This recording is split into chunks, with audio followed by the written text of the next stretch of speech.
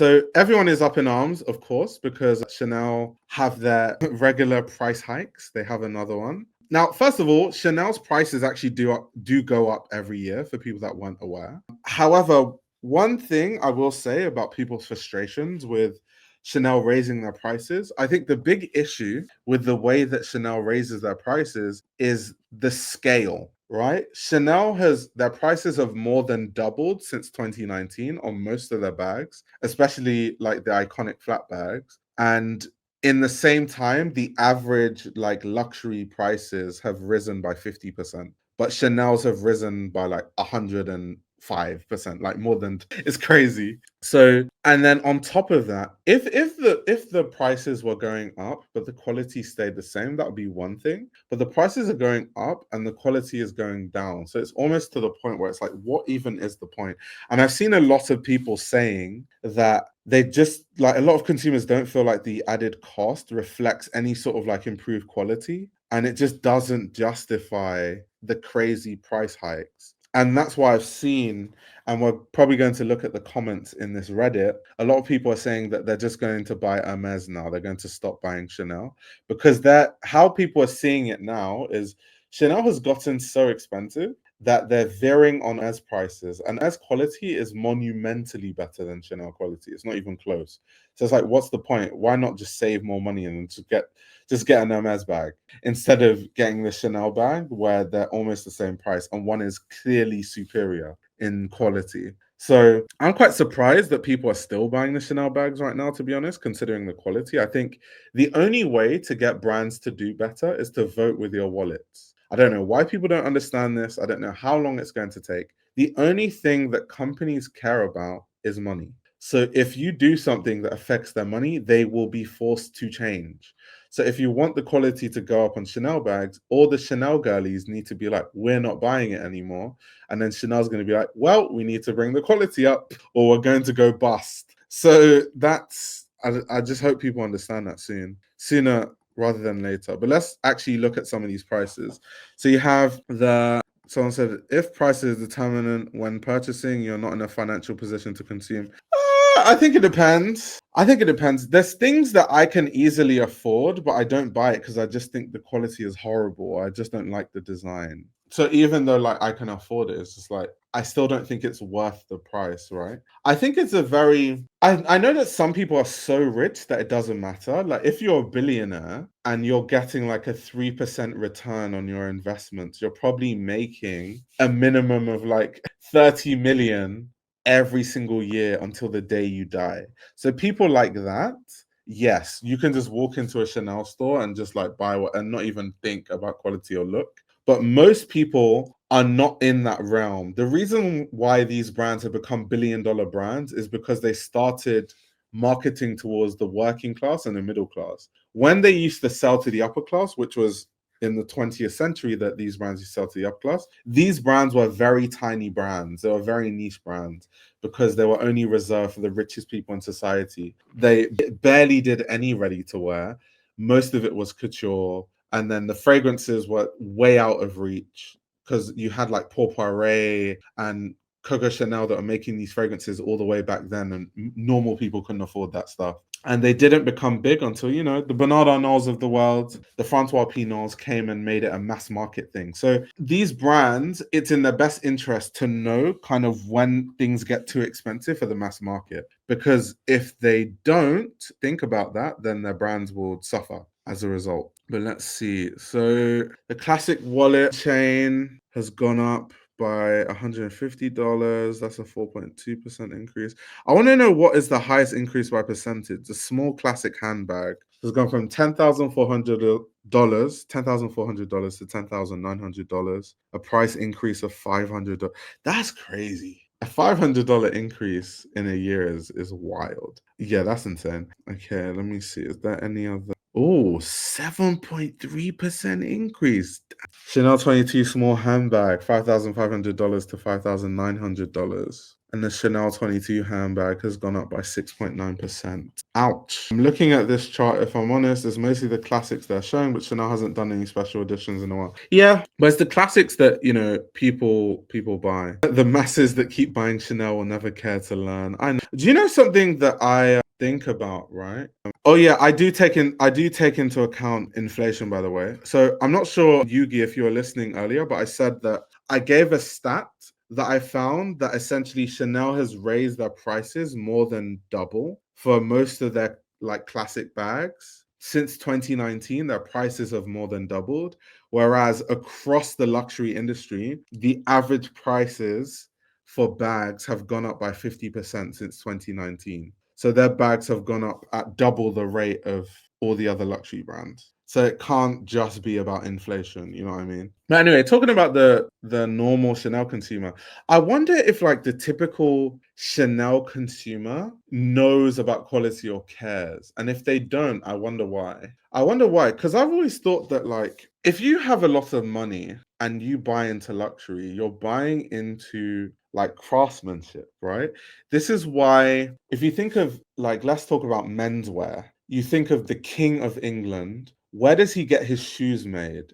The King of England will get his shoes made in like Gaziano and Girling and get bespoke shoes by the best shoemakers in the world. Or like he'll go to like John Lobb or George Cleverley. If he wants a suit made, he's going to go to a Savile Row tailor. If he wants a bag made, he's going to go to a very good leather maker. So I find it interesting that there's a culture of people that can afford good craftsmanship, but they don't buy into craftsmanship. They just buy into like vapid things like signaling wealth through garments that aren't even constructed properly, or signaling wealth through garments that, or bags that aren't even made well. Kind of sad, to be honest. It's really, really quite sad. Mathieu Blasi will have a hard time with the price increase. Yeah, that's also something very interesting, right? Because it'll be interesting to see what he does in terms of the bags and how he makes it interesting. Because when we think of the likes of iconic people like Karl Lagerfeld really experimented with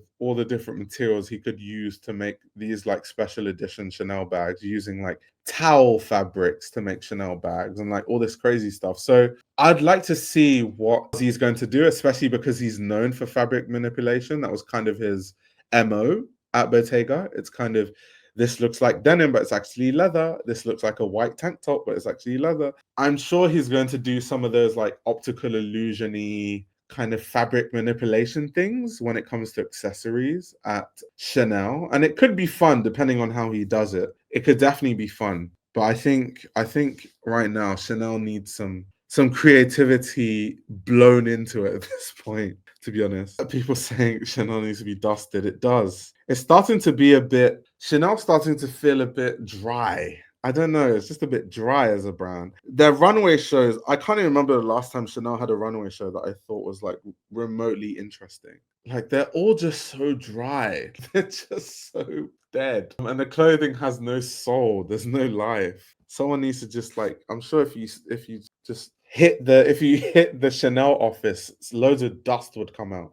Like when you dust a couch, like loads of dust. Karl was not only a fashion genius, but he's regarded as one of the greats. And Virginie Viard failed at keeping the same aesthetic that Karl created. Yeah, I mean, something that we need to understand is that not everyone can be a good creative director. So just because you work for, like, Virginie Viard was like Karl's right hand in certain regards. Just because she works for Karl doesn't mean she's Karl. She can't be. Like, Karl Lagerfeld is someone who was winning design competitions at a crazy young age. Karl Lagerfeld is someone that was literally in competition with people like Yves Saint Laurent. Like, Karl Lagerfeld is someone that did the business at Chloe, like basically went completely against the whole philosophy of what Coco Chanel is, and still made Chanel a way more successful brand and made them billions. Like, I don't know why you would ever think that Virginie VR could be that just because she worked for the guy that did it. Kind of strange. So yeah, I think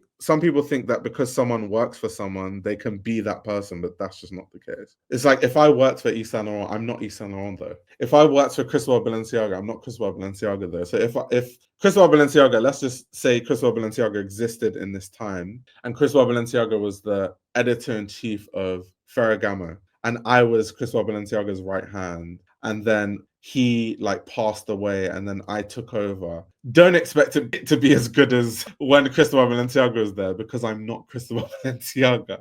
Just because I worked under him does not make me as good as him. Karl Lagerfeld hated fat people. Yeah, I mean, Karl Lagerfeld hated a lot of things, to be honest. Lagerfeld was really fat. Karl Lagerfeld, it wasn't Karl Lagerfeld the person that said he wanted to lose weight to fit into Eddie Simon's clothing, and like people should lose weight so they can fit into Eddie Simon's clothing. No, Karl Lagerfeld used to say some problematic AF things, like really problematic stuff.